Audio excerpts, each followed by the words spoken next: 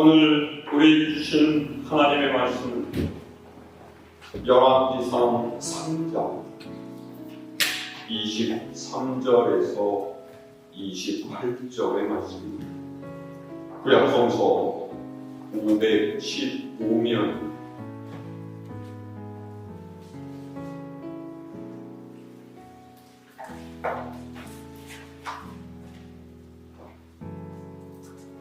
공독하겠습니다.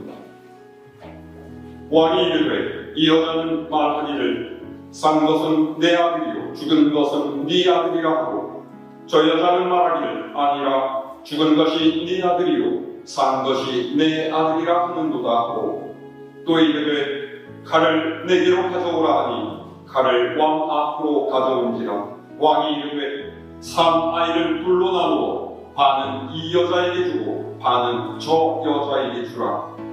그 산 아들의 어머니 되는 여자가 그 아들을 위하여 마음이 불붙는 것 같아서 왕께 아뢰어 청하건대 내 주여 산 아이를 그에게 주시고 아무쪼록 죽이지 마옵소서 하되 다른 여자는 말하기를 내 것도 되게 말고 네 것도 되게 말고 낭비하라 하는지라.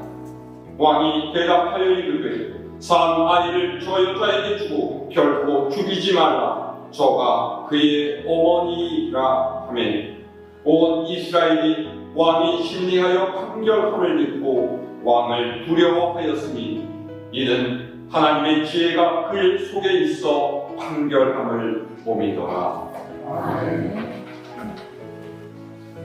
오늘은 우리 교단이 정한 어버이 주일이지만은 사실 많은 세계 교회에서 함께 지키는 주일이기도 합니다. 어버이 주일은 미국에서 그동안 어머니 날의 근거에서 시작이 되었다고 알려져 있습니다. 1907년 미국의 버지니아주 웨스터 감리 교회에서 26년이나 꾸준하게 주일학교 교사로 봉사했던 앤 자비스라는 부인이 세상을 떠나게 되었습니다. 그녀를 기억하는 제자들이 모여서 추도식을 갖기로 하고 멀리 사는 이 저비스 부인의 딸 안나를 추도식에 초청을 했죠. 안나는 기쁜 마음으로 추도식에 참석했고 거기서 어머니가 늘 주일학교 학생들에게 10계명의 5번째 계명인 네 부모를 공경하라는 말씀과 함께 어머니의 사랑에 감사할 것을 가르쳤다 이야기를 했습니다. 그리고 안나는 어머니가 평소에 좋아하던 흰 카네이션 꽃을 추도 예배를 드리는 제단에 헌화를 추도식에 모였던 사람들은 어머니의 가르침을 기억하고 실천하자는 안나의 말에 굉장한 감동을 받고 이 날을 어머니의 사랑을 기리는 날로 정하자 결의를 했습니다.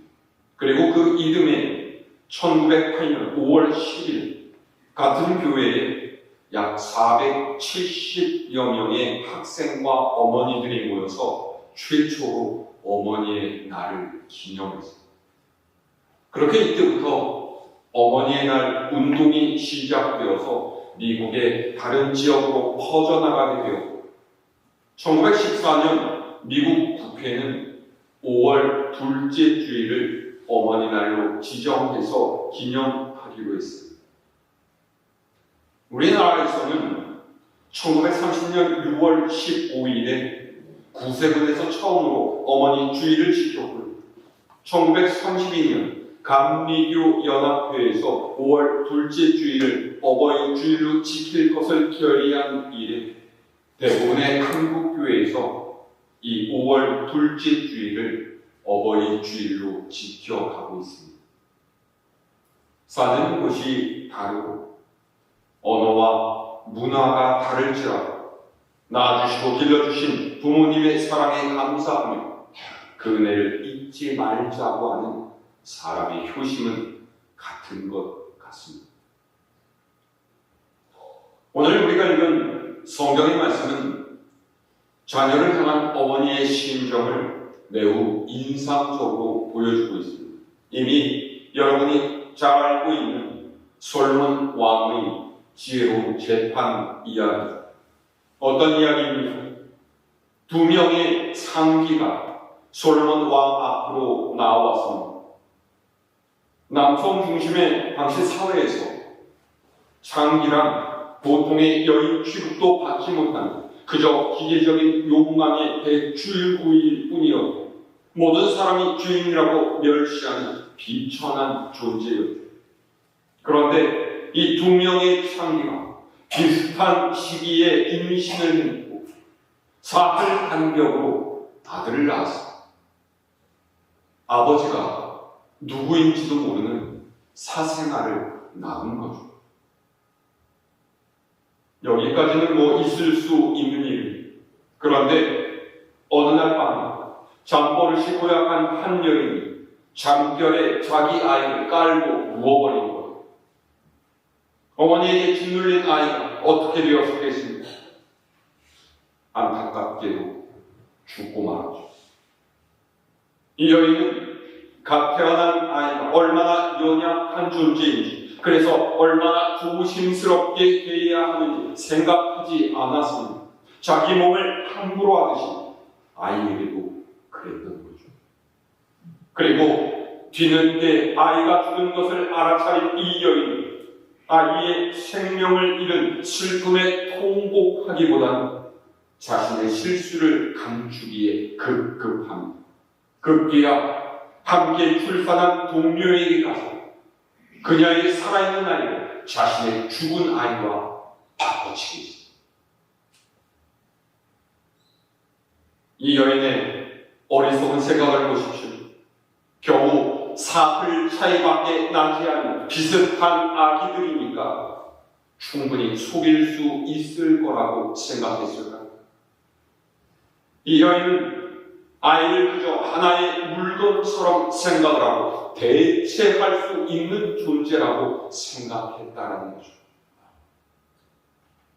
자신을 향한 어머니의 사랑과 그 절절한 마음을 몰랐던 것.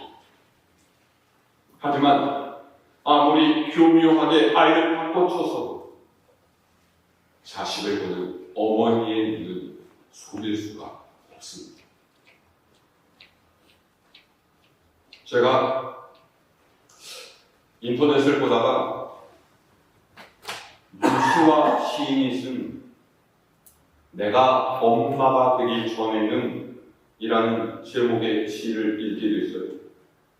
읽다가 마음이 이렇게 짠해가지고서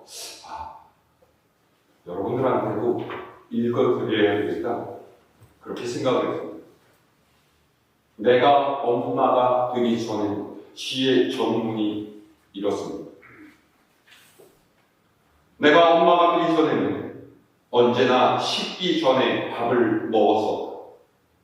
얼룩 묻은 옷을 입은 적도 없었고 전화로 조용히 대화를 나눌 시간이 있었다. 내가 엄마가 되기 전에는 원하는 만큼 잠을 잘 수 있었고 늦도록 책을 읽을 수 있었다. 날마다 머리를 빗고 화장을 했다. 내가 엄마가 되기 전에는 어떤 풀에 독이 있는지 신경 쓰지 않았었다. 예방주사에 대해서 생각도 하지 않았었다. 누가 나한테 토하고 내 급소를 때리고 침을 뱉고 머리카락을 잡아당기고 이빨로 깨물고 오줌을 싸고 손가락으로 나를 꼬집은 적은 한 번도 없었다. 엄마가 되기 전에는 마음을 잘 다스릴 수 있었다. 내 생각과 몸까지. 울부짖는 아이를 두 팔로 눌러 의사가 진찰을 하거나 주사를 눕게 한 적이 없었다. 눈물 어린 눈을 보면서 함께 운 적이 없었다. 단순한 웃음에도 그토록 기뻐한 적이 없었다. 잠든 아이를 보며 새벽까지 깨어 있었던 적이 없었다. 아이가 깰까봐 언제까지나 두 팔에 안고 있었던 적이 없었다. 아이가 아플 때 대신 아파줄 수가 없어서 가슴이 찢어진 적이 없었다. 그토록 작은 존재가 그토록 많이 내 삶에 영향을 미칠 줄 생각조차 하지 않았어. 내가 누군가를 그토록 사랑하게 될 줄 결코 알지 못했어. 내 자신이 엄마가 되는 것을 그토록 행복하게 여길 줄 미처 알지 못했어. 내 몸 밖에 또 다른 나의 심장을 갖는 것이 어떤 기분일지 몰라서 아이에게 젖을 먹이는 것이 얼마나 특별한 감정인지 몰라서 한 아이의 엄마가 되는 그 기쁨, 그 가슴 아픔, 그 경이로움, 그 성취감을 결코 알지 못했어. 그토록 많은 감정을 내가 엄마가 되기 전에.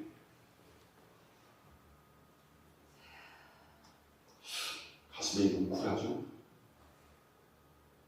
엄마는 아이의 모든 것을 아는 사람입니다. 엄마는 아이의 표정만 봐도 아이가 어떤 상태인지를 알아챌 수가 있습니다. 그런데 한 창기의 아이가 죽은 그날 밤의 진실은 아무도 알지 못했다는 것이 문제였습니다. 창기는 사람들 앞에 자신을 드러내지 못하는 존재입니다.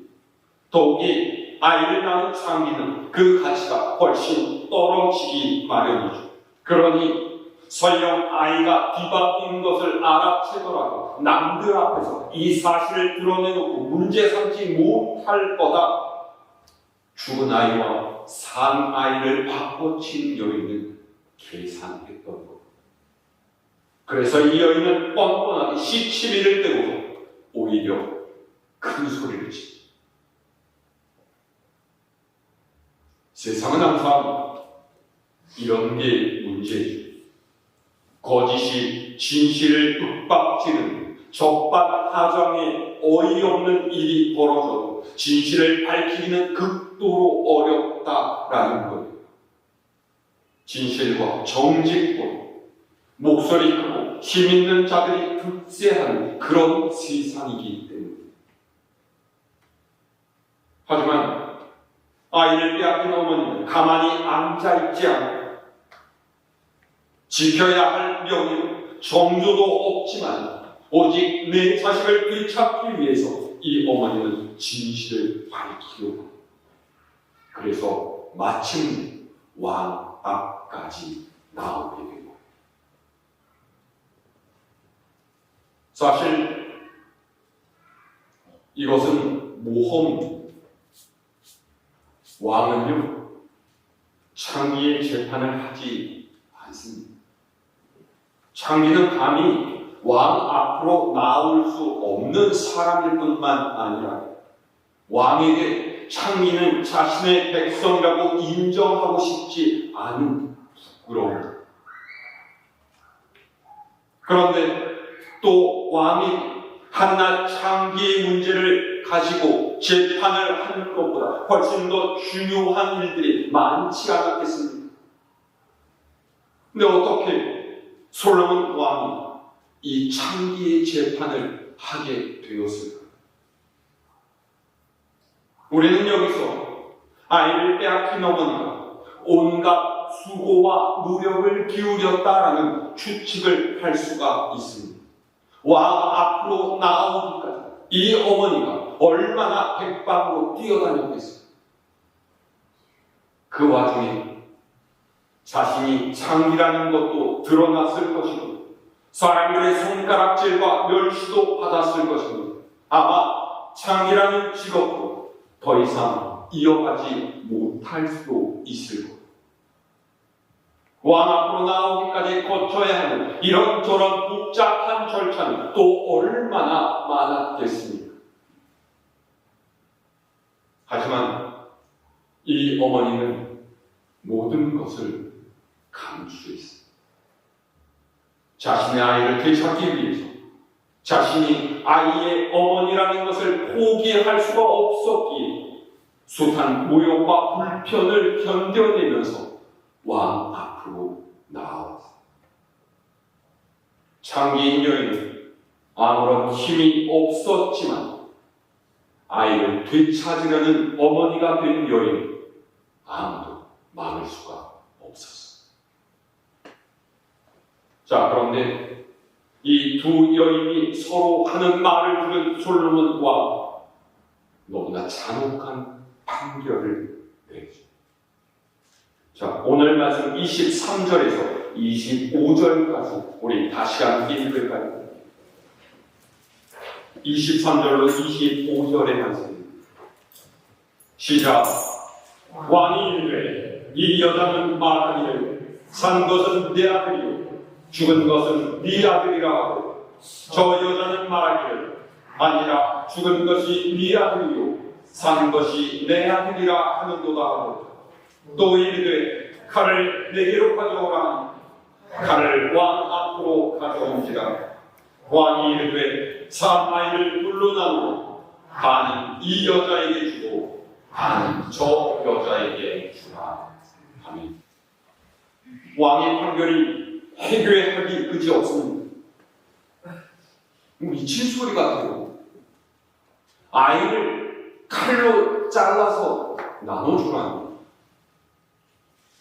아이를 나누면 죽는 게 당연하지 않겠습니까? 둘로 나눠서 가져가죠. 무슨 소용이 있겠습니까? 그런데 왕의 이 판결, 두 여인이 보인 반응이 서로 다릅니다. 자, 26절의 말씀 읽습니다.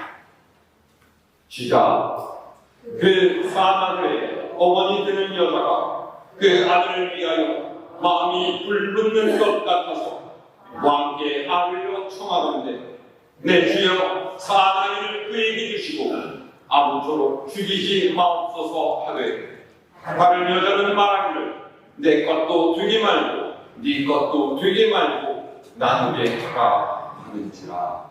아멘. 왕의 말을 듣고 아이의 진짜 어머니가 어떻게 했다고? 마음이 불붙는 것 같았다 라고 하죠. 무슨 뜻입니까? 아이가 죽게 된다라고 생각하니까 다급하고 황망하고 미칠 것 같았다라는 거예요. 내 자녀가 당하는 아픔에, 슬픔에, 괴로움에 마음이 불붙지 않는 어머니가 어디에 있겠어요? 그것을 남의 일처럼 바라보고 있는 어머니가 어디 있겠어요? 그런 어머니는 어머니일 수가 없습니다. 아이가 아프면 어머니는 2배, 3배, 4배로 아프기만 합니다. 그래서 이 아이의 어머니는 왕에게 흡수했죠. 왕이시여, 차라리 아이를 저 여자에게 주시고 아무쪼록 죽이지 마십시오. 어머니는 아이를 양보고 있습니다. 아이를 빼앗기더라도 그 아이가 살 수 있기를 바라기 때문이죠. 하지만 아이를 죽인 여인은 달랐습니다. 네 것도 되게 말고 내 것도 되게 말고, 그래서 서로 나누자 하는 거예요. 우리 드라마식으로 말하자면 가질 수 없으면 부셔버리겠습니다. 이름이 이 여인에게 아이는 처음부터 생명이 아닌 그저 자기 소유의 물건이었기 때문이죠. 이 말을 듣고서 솔로몬 왕이 판결을 내립니다. 자, 27절에 말씀 함께했습니다. 시작.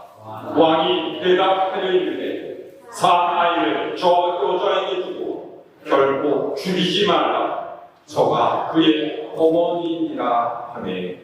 아멘. 누가 진짜 아이의 어머니인지를 정확하게 가려냅니다. 누가 아이의 어머니인지, 어떻게든 자식을 살리려는 사람. 자신은 아무래도 좋아요. 어떤 고통, 어떤 슬픔, 어떤 손해를 봐도 괜찮습니다. 어떻게든 내 자식이 살 수만 있다, 그것으로 만족하는 이가 어머니.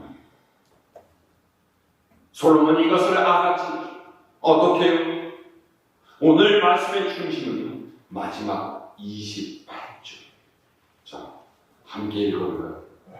28절 시작. 온 이스라엘이 왕이 심리하여 판결함을 듣고 왕을 두려워하였으니 이는 하나님의 지혜가 그의 속에 있어 판결함을 봅니다. 아멘. 솔로몬이 진짜 어머니를 가려낼 수 있었던 것은 하나님의 지혜가 그의 속에 있었기 때문이다. 성경의 저자는 이렇게 기록하고 있습니다. 하나님의 지혜가 무엇입니까? 하나님께서 선하게 여기시는 것, 악하게 여기시는 것을 가려낼 수 있는 분별력, 하나님께서 기뻐하시는 것, 미워하시는 것을 구별할 줄 아는 것이죠. 솔로몬은 아이를 살리기 위해서 자신의 모든 인생을 걸고 끝내 자신의 마음까지도 포기하는 이 어머니에게서 하나님의 마음을 보았어. 그렇기 때문에 그는 진짜 어머니가 누구인 것을 알았던 거죠. 어머니의 사랑은 예수님의 사랑을 많이 닮았습니다. 예수님의 사랑은 대속하는 사랑입니다. 내가 하지 않은 것이라 할지라도 대신 값을 치르는 사랑이야말로 사랑 중에 사랑입니다. 예수님께서는 십자가에서 우리의 죄값을 대신 치르셨고 우리 대신 매를 우리 대신 무거운 십자가를 지셨고 우리 대신 욕을 먹고 고통당하시고 우리 대신 끝내 죽으셨습니다. 이 대속의 사랑, 인간이 감히 따라할 수 없는 것, 죄성을 가진 자기 중심적인 인간이 따라할 수 없는 아득하게 먼 경지의 사랑입니다. 그래서 하나님께서는 우리 어머니를 통해서 이 대속의 사랑을 가르치십니다. 오늘날 주님께서 우리에게 원하시는 것이 무엇이겠습니까? 우리의 일상에서 주님의 이 사랑을 실천하며 사는 것 아니겠습니까? 어머니의 이 사랑을 다른 이를 사랑하며 살아가는 것 아니겠습니까? 여러분, 자녀를 사랑하는 것처럼 하나님을 사랑하십니까? 정말 그러세요? 자녀보다 하나님 더 사랑하십니까? 굉장히 자신이 없네요. 자녀를 사랑하는 만큼은 하나님 사랑하십니까? 갑갑하네요. 자녀를 사랑하듯이 이웃을 사랑하십니까? 자녀를 사랑하듯이 원수도 사랑하실 수 있으시겠습니까? 단순한 나옵니다. 하나님께서는 우리에게 어머니의 사랑을 품으라고 말씀하세요. 대속의 사랑을 행하면서 살아가라고 요구하십니다. 내 자녀를 돌보는, 내 자녀를 사랑하는 것에만 그치지 말고 그 사랑의 대상을 확장해 가라고 말씀하세요. 어버이 주일인 오늘 어머니의 마음을 통해서 우리를 향하신 하나님의 심정을 이해하는 여러분들 되실 수 있기를 바랍니다. 어머니의 사랑보다 더 귀한 사랑을 우리에게 부어주시는 예수님의 마음을 받아는 여러분 되시기를 바랍니다. 부모님의 사랑, 또 주님의 사랑을 감사하며 이 한 주간 그 귀한 사랑을 세상에 전하는 사랑, 우리 갈보리 교회 모든 성도님들이 될 수 있기를 주님의 이름으로 죽어라.